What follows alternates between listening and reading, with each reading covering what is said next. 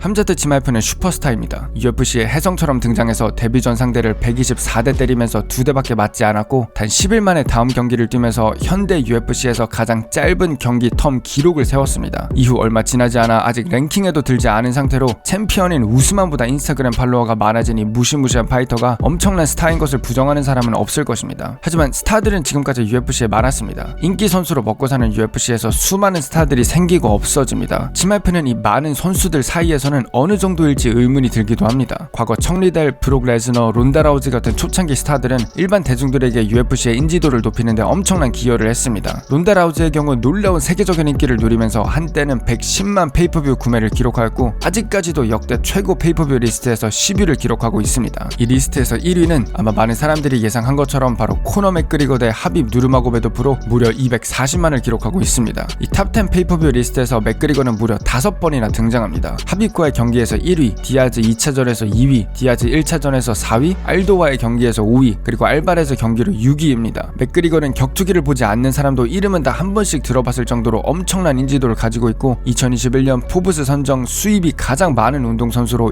2,490억을 벌었습니다. 이런 수치를 떠나서 맥그리거는 UFC 자체를 바꿔놓았습니다. 맥그리거 이후로 정장을 입고 기자회견에 참여하는 선수들이 많아졌고 화끈한 트래시 토크와 관심을 끄는 과격한 액션 또한 스포츠의 특징 중 하나로 자리 잡았습니다. 하지만 맥그리거는 복싱으로 넘어가서 인생 최고 돈 샤워를 맛보면서 달라지기 시작했습니다. 옥타곤으로 돌아와 UFC 역사상 가장 큰 이벤트에서 하빕에게 패배한 이후 계속 내리막길을 걸어 요즘은 하도 가끔 싸워서 맥그리거는 싸울 때마다 복귀전이라는 말이 앞에 붙습니다. 그래서 누가 이 유례없는 세계적인 아일랜드 스타를 이어서 UFC를 다시 호황기로 접어들게 할 수 있을지 의문이 들게 합니다. 물론 중간중간 많은 인기를 누리는 선수들이 있었습니다. 마스비달도 한때 아스크렌을 잡고 디아즈를 꺾으면서 스타로 등장했지만 잇따른 연패로 상승세가 꺾였습니다. 아데사냐는 화려한 타격기술, 멋진 입장씬, 그리고 약간 보는 사람 오그라들게 만드는 트래시토크로 잠재적 슈퍼스타로 떠올랐지만 챔피언 자리를 유지하기 위해 고수하는 조심스러운 점수 따기식의 운영 때문에 과거 스타들과 비교할 정도의 인기를 누리지는 못했습니다. 디아즈는 은퇴했고 은근히도 UFC를 떠난다는 말도 있고 그럼 도대체 누가 차세대 슈퍼스타의 역할을 수행할지 정말 궁금해집니다. 함자트 치마이프는 UFC 혜성처럼 등장했습니다. 데뷔전을 미들급에서 치렀는데 불쌍한 존 필립스는 이 괴물을 세상에 알리는 첫 희생제물이 되었습니다. 치마이프는 경기가 시작하자마자 거대한 바디킥을 던지고 바로 낮은 더블렉을 시도합니다. 이 짧은 순간에도 기술적으로 분석할 요소가 많습니다. 우선 이 바디킥입니다. MMA에서는 테이크다운을 셋업해야 합니다. 그냥 다리를 잡으면 10중 8구 막히기 때문에 펀치를 던져서 상대의 가드를 올리거나 상대가 주먹을 휘두르게 해서 균형이 무너졌을 때 테이크다운을 시도하는 것이 좋습니다. 근데 왜 굳이 킥이냐 했을 때 거대한 헤드킥이나 바디킥만큼 상대를 당황하게 하고 놀라서 얼떨결에 주먹을 휘두르게 하는 공격이 없습니다. 잽처럼 작은 공격에는 딱히 반응하지 않을 수 있어도 헤드킥처럼 거대한 공격에는 반응할 수밖에 없습니다. 필립스는 경기 시작부터 바디킥을 맞고 주먹을 마구 휘둘러 테이크다운을 방어하기 어려운 자세에서 깔끔하게 낮은 더블렉으로 넘어갔습니다. 이제 치마이프는 엉금엉금 기어서 케이지로 필립스를 끌고 갑니다. 그리고 바로 가까운 쪽 다리를 묶어두고 파운딩을 마구 내리꽂습니다. 다른 손은 상대의 몸통을 컨트롤하거나 상대의 반대쪽 손목을 잡아서 당겨 그 손으로 땅을 딛고 일어나지 못하게 합니다. 멀리 있는 반대쪽 손목을 잡지 못한다 해도 상관없습니다. 그럼 그냥 가까운 손목을 잡고 그쪽으로 상대를 눌러 넘어뜨린 다음 상대가 치마이프가 원했던 반대쪽 손으로 땅을 딛고 일어나면서 부득이하게 반대쪽 손목이 노출될 때 다시 잡아버리면 됩니다. 필립스는 케이지에 완전 구겨져 있는 상태로 한쪽 손과 한쪽 다리가 묶여있고 치마이프의 체중을 온몸으로 지탱하기 때문에 일어나지도 못하고 계속 파운딩을 맞아야 했습니다. 경기는 결국 다스초크로 마무리되고 화려한 데뷔전을 치른 치마이프는 모두를 없애버리겠다는 말과 함께 엄청난 존재감으로 UFC의 첫 발을 디디게 되었습니다. 치마이프는 단 10일 만에 옥타곤에 돌아왔습니다. 만약 또 이긴다면 현대 UFC 역사상 가장 빠른 연속적인 승리가 되는 것입니다. 현대 UFC라는 말이 붙는 이유는 UFC 초창기 시절 1994년 역사상 두 번째로 열린 UFC 이벤트에서 호이스 그레이스가 하루에 4연승을 하면서 무제한급 토너먼트를 우승했기 때문입니다. 치마이프는 경기가 시작하자마자 뒷손을 던지면서 사우스포로 바꾼 다음 테이크다운으로 들어갑니다. 치마이프는 타격가로서는 오소독스이지만 과거 레슬링 경기들을 보시면 오른발이 앞에 있는 사우스포 자세로 테이크다운을 시도하는 것을 볼 수 있습니다. 따라서 이 스트레이트는 상대의 가드를 올려 테이크다운을 셋업해주기도 하지만 동시에 치마이프에게 편한 사우스포 자세로 테이크다운을 시도할 수 있게 해줍니다. 앞서 살펴본 필립스와의 경기에서도 바디킥을 던지고 다리를 뒤로 빼서 다시 오소독스로 오는 것이 아니라 찬 다리를 앞에 두면서 사우스포로 가서 테이크다운을 시도하는 것을 볼 수 있습니다. 바로 바디락을 잡은 치마이프는 상대를 케이지로 들고 가서 다리를 걸어 트립으로 넘어뜨립니다. 데뷔전과 비슷하게 치마이프는 손목과 다리 컨트롤으로 상대를 완전히 제압합니다. 몸무게를 실어서 던지는 펀치가 아니긴 하지만 저는 치마이프의 경기들을 보면서 펀치 하나하나가 되게 무겁다는 생각이 들었습니다. 빠르게 던지진 않지만 뭔가 툭툭 친한 듯한 펀치에도 많은 파워가 실린다는 느낌을 받았습니다. 상대 맥키는 파운딩으로만 얼굴이 엉망이 되었고 경기는 결국 TKO로 마무리됩니다. 무적 같은 치마이프는 엄청난 인기를 누리면서 2020년 12월 19일 파이트 나이트 183에 리온 에드워즈와의 경기를 성사시켰습니다. 랭킹에 들지도 않던 선수들과 싸우다가 최상위 컨텐더인 에드워즈를 만나면서 치마이프는 한순간에 최상위권으로 도약한 셈입니다. 하지만 처음에는 치마이프, 나중에는 에드워즈까지 코로나에 걸리면서 경기는 여러 번 취소됩니다. 그리고 치마이프에게 엄청난 불운이 찾아오는데 심한 코로나 후유증으로 기침에 피가 섞여 나오기도 했고 훈련을 전혀 하지 못하게 되어 SNS에 은퇴한다는 말까지 하게 되었습니다. 이 정도로 UFC에서 엄청난 잠재력을 보인 치마이프가 은퇴한다는 소식은 전혀 믿기지 않았습니다. 정말 은퇴를 고려하고 있던 건지 아니면 UFC 커리어 초반에 너무나도 절망적인 상황에 맞닥뜨려 답답한 마음에 은퇴를 선언한 건지 아무도 몰랐지만 치마이프로부터 별다른 소식 없이 7개월가량이 흘렀습니다. 그리고 마침내 2021년 10월 31일 치마이프는 랭킹 11위 리징량 상대로 복귀전을 치르게 되었습니다. 치마이프가 엄청난 잠재력을 보인다는 사실을 부정하는 사람은 없었을 것입니다. 하지만 아직까지는 랭킹에 들지 않은 선수들 상대로 쉬운 승리를 거둔 것이 사실이고 치마이프도 거품이 아닐까라는 의문을 가지는 사람들이 많았습니다. 종종 인기 스타들이 낮은 수준의 상대를 쉽게 때려부수다가 랭킹에 든 상대를 만나면 바로 무너지는 모습을 보이는 경우가 많기 때문에 당시에는 어느 정도 타당한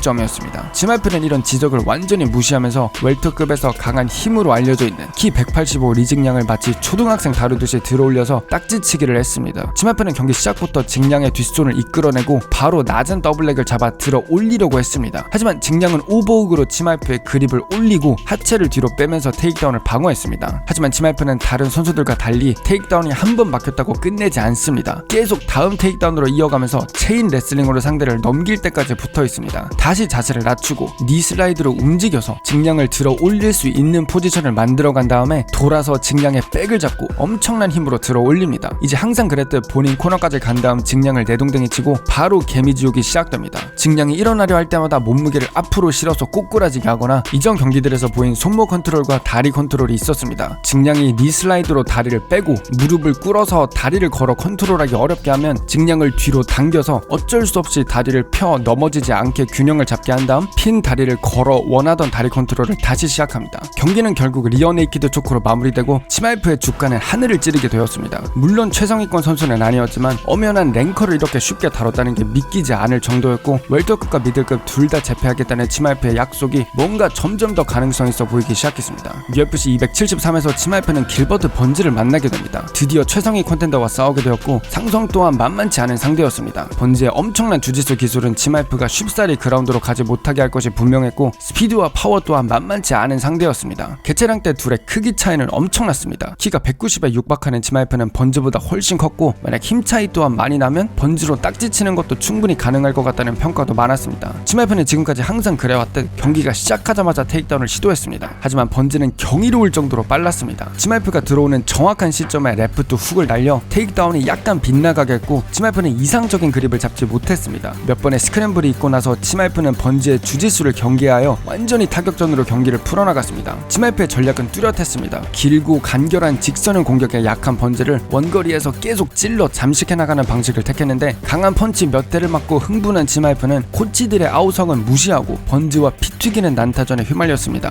번즈는 매우 빠르고 파워도 좋습니다. 치마이프가 번즈를 사우스포 잽으로 드랍시키긴 했지만 본인도 번즈의 강한 레프트 훅 카운터와 폭발적인 오버핸드에 고전했습니다. 치마이프의 타격은 공격 측면에서는 좋은데 방어는 약간 아쉽습니다. 펀치를 던지고 나서 몸을 원위치시키는 게 아니라 체중이 계속 앞으로 쏠려있고 머리 움직임 또한 없습니다. 아마 레슬링이 몸에 배어있기 때문에 펀치를 던지고 바로 몸을 숙여 테이크다운을 하는 습관이 있어 펀치를 날린 후 몸을 숙인 자세를 유지하는 것 같습니다. 그래서 둘은 치고받으면서 엄청난 명경기를 보여줬습니다. 어떻게 보면 치마이프의 무적 이미지가 약간 무너졌지만 동시에 전에는 치마이프에 대해 몰랐던 사실들을 알게 되었습니다. 우선 맷집이 괜찮다는 점을 확인할 수 있었습니다. 우스만도 드랍시킨 번즈의 엄청난 오버핸드를 맞고도 생각보다 잘 버텼고 필요에 따라 타격으로만 경기 전체를 풀어나갈 수도 있다는 점을 보여주었습니다. 하지만 약점이 분명 보인 경기였습니다. 타격 방어가 아쉬운 점이 눈에 띄었고 체력 또한 완벽하진 않았습니다. 게다가 쉽게 흥분하는 모습이 경기 도중에 보였습니다. 치마이프는 원래 침착한 선수는 아닙니다. 과거에 맥그리거를 공격하겠다고 아일랜드까지 가서 공항에서 잡힌 적도 있고 최근에는 UFC PI 훈련센터에 놀러온 들어온 파울로 코스타에게 아무 이유 없이 소리를 지르고 도발하는 모습을 보여주기도 했고, 얼마 전에 케빈 홀랜드와 백스테이지에서 싸우기까지 해서 기자회견이 취소되고 체중을 못 맞춰서 매치업 자체가 변경되어 디아즈가 아닌 홀랜드와 싸우기까지 했습니다. 이번에도 준비된 전략을 수행하기보다는 난타전에 휘말렸고 라운드 중간중간에 코치의 다급한 조언에도 불구하고 준비한 전략을 잘 수행하지 못했습니다. 이런 침착하지 못하고 감정적인 모습이 나중에 충분히 치명적으로 작용할 수도 있다는 생각이 들었습니다. 상위권으로 올라가면 올라갈수록 전략이 중요해지고 한 끗 차이로 승패가 결정되기 때문에 이런 치마이프의 모습이 계속 유지될지 아니면 어느 정도 변할지도 궁금한 점입니다. 치마이프는 이번에 홀랜드를 다스초크로 쉽게 잡아내긴 했지만 개체 실패, 또 경기 전 난동 등으로 완전히 악당 이미지로 변했습니다. 최근 SNS에서 웰터급이 아니라 미들급에 관심이 있다는 식으로 말하기도 했는데, 마침 요즘 파울로 코스타가 트위터에서 매우 열심히 치마이프를 도발하고 있기 때문에 만약 미들급에서 싸운다면 이 둘 간의 경기도 흥미로울 것 같습니다. UFC에서 치마이프를 밀어주고 있기 때문에 미들급으로 간다면 휘테커나 코스타 같은 최상위 컨텐츠와 붙지 않을까 생각해봅니다. 솔직히 휘테커는 이기기 매우 힘들다고 봅니다. 조제 알도와 더불어 이 둘은 UFC 역사상 최고의 테이크다운 방어 기술을 가지고 있죠.